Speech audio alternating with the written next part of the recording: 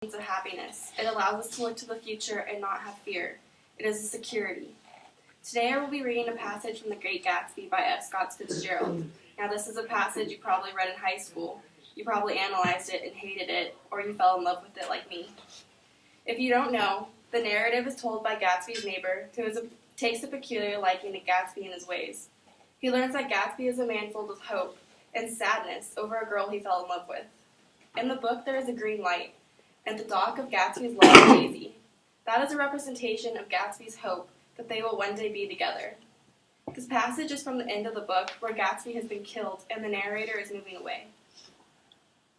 On the last night, with my trunk packed and my car sold to the grocer, I went over and looked at the huge, incoherent failure of a house once more.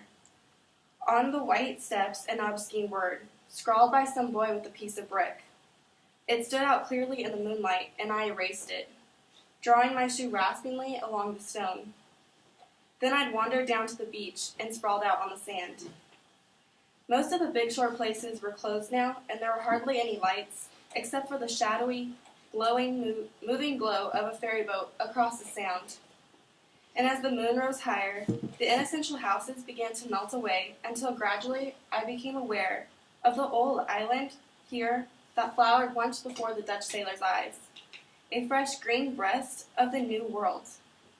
Its vanished trees, the trees that had made way for Gatsby's house, had once pondered in whispers, to the last and greatest of all human dreams.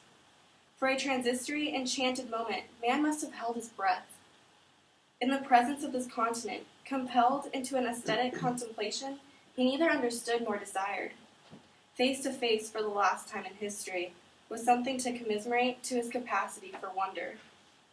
And as I sat there brooding on the old, unknown world, I thought of Gatsby's wonder when he first picked out the green light at the end of Daisy's dock. He had come a long way to this blue lawn, and his dream must have seemed so close that he could hardly fail to grasp it. He did not know that it was already behind him, somewhere back in the vast obscurity beyond the city, where the dark fields of the Republic rolled on under the night. Gatsby believed in the green light, the orgastic future that year by year recedes before us. It eluded us then, but that's no matter. Tomorrow we will run faster, stretch our arms out farther, and on one fine morning. So we beat on, boats against the current, borne back ceaselessly into the past.